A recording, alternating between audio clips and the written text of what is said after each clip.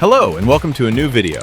In this tutorial, we will create this car and typography-focused motion graphics design from scratch in After Effects, step by step. We'll cover every movement, text transition, and visual detail together. So, without further ado, let's get started. First, let's create a new composition and give it a name. We can leave the composition settings as default. Now, let's create a white solid layer for the background and name it Background. Next, select the Pen tool from the toolbar to draw our path line. Make sure only the stroke option is enabled here. Once the path is drawn, head over to the color settings and set the desired color for the line.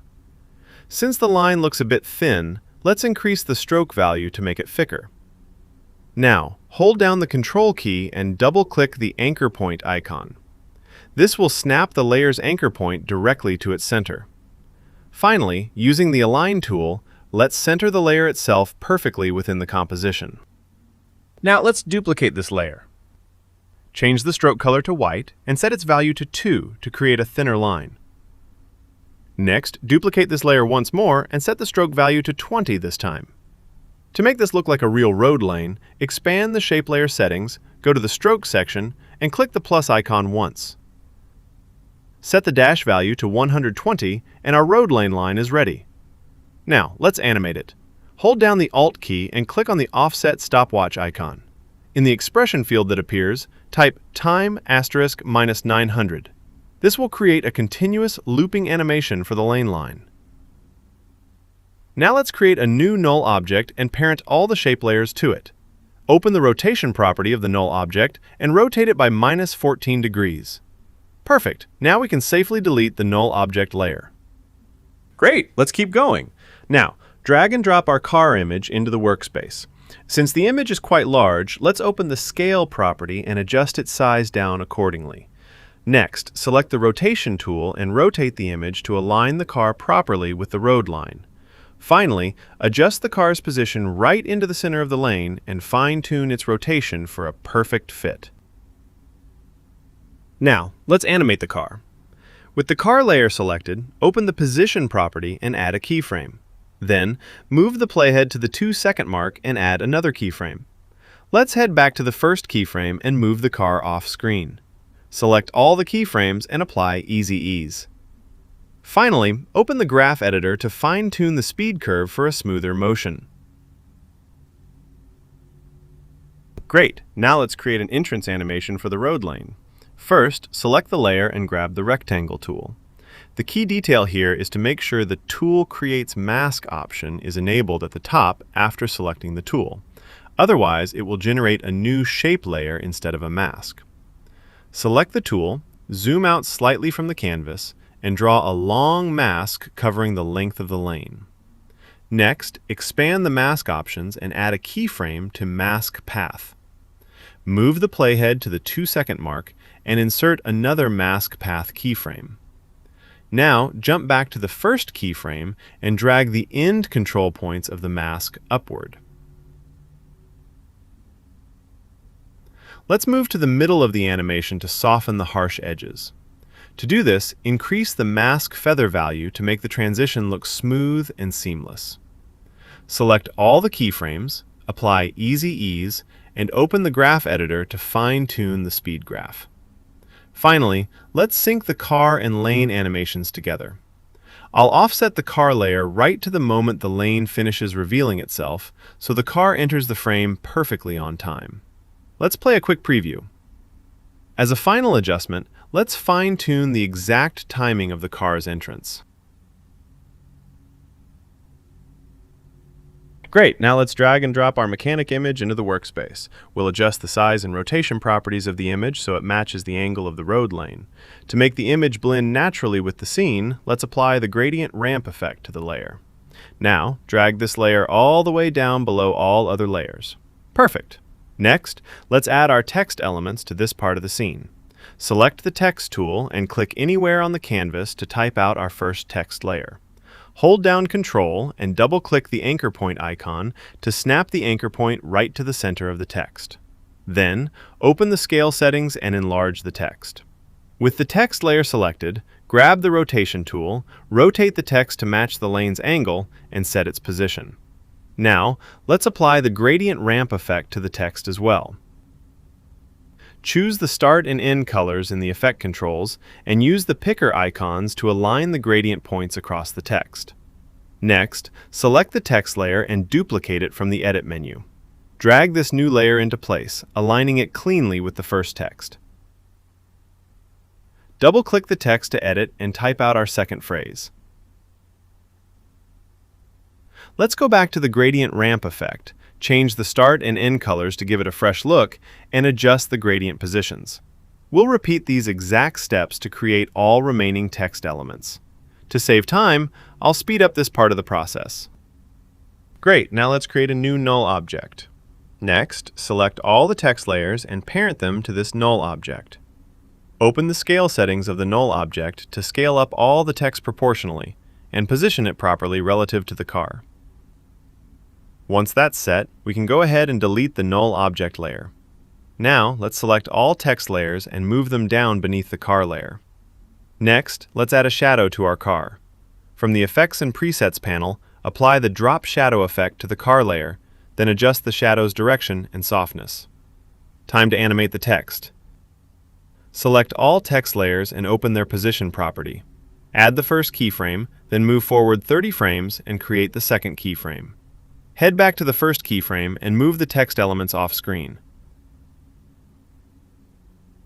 Select all keyframes and apply Easy Ease, then open the graph editor to fine-tune the speed graph. Right now, all the text enters the frame simultaneously, which doesn't look very dynamic. To fix this, select the text layers in order from top to bottom and offset them by 4 frames each along the timeline.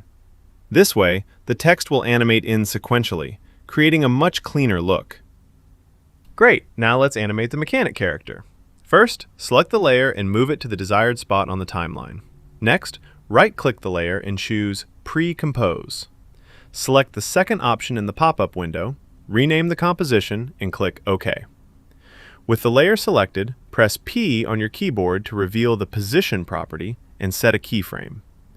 Move forward 30 frames along the timeline and add our second keyframe.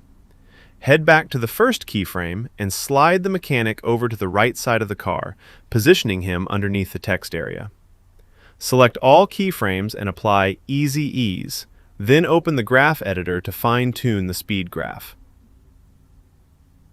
Let's scrub back and forth across the timeline to check the movement. Perfect, though notice how the mechanic remains visible beneath the text area, breaking the clean look. To solve this, go to the Layer menu and create a new solid. Set its color to red, rename it Red Solid Mask, and hit OK. Align the red solid layer to the same time frame as the other layers. Open its rotation property and rotate it until it runs completely parallel to the road line. Great. We can close the rotation setting now. Now let's set the mechanic pre-comp layer to track matte against the red solid. If you don't see the track matte options, click the Toggle Switches/Modes button at the bottom of the timeline panel to bring them up. Set the layer's track matte to the solid and enable the invert option. This ensures the character will only be visible outside the area covered by the red solid. Let's zoom in closely to clean up any tiny white line artifacts. With the solid layer selected, use the arrow keys to nudge it slightly toward the road line. Finally, let's scrub through the timeline once more to verify our matte is working seamlessly. Great, now let's create the exhaust effect coming out from the back of the car. First, drag and drop our exhaust video effect into the workspace. After adjusting its timing on the timeline, open the rotation property and rotate the effect to align with the angle of the car.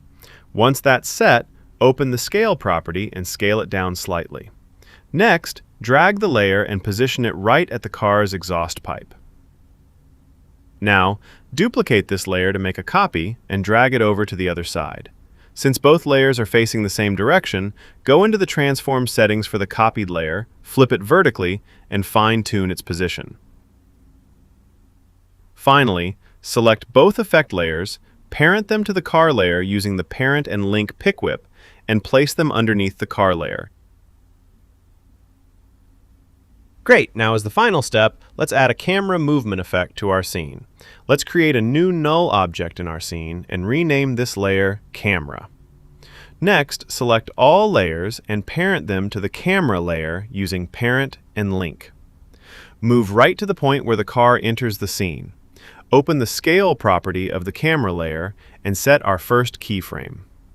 Move forward 20 frames and increase the scale value to 110 to zoom in slightly. Now let's jump forward another 10 frames and add another keyframe.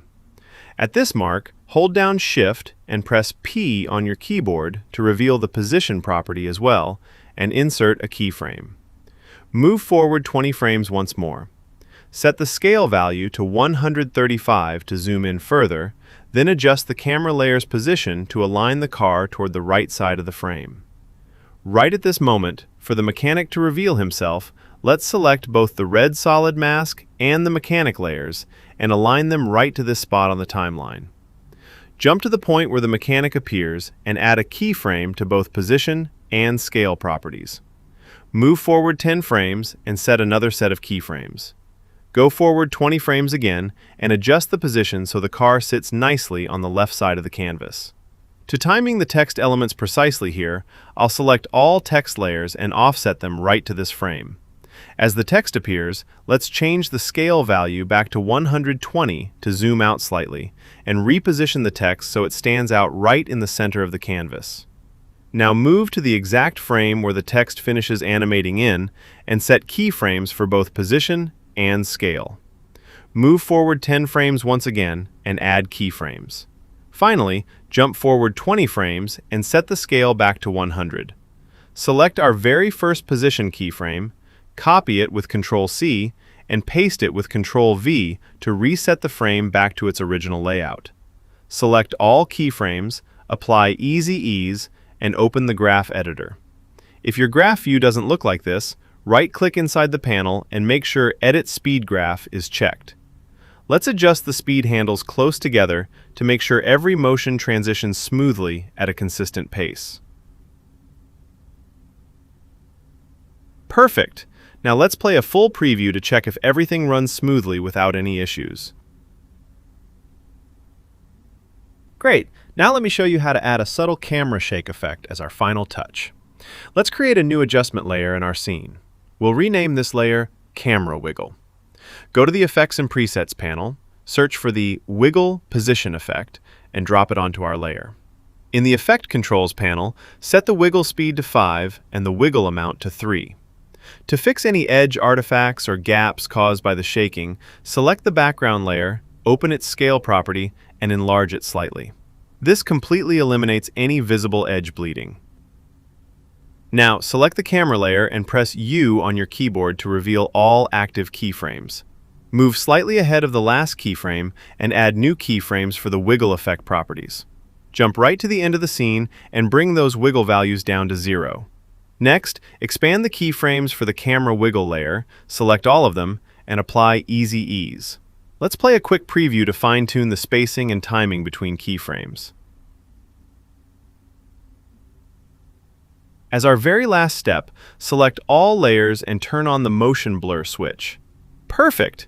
Let's play a full preview of the final render and check out the result.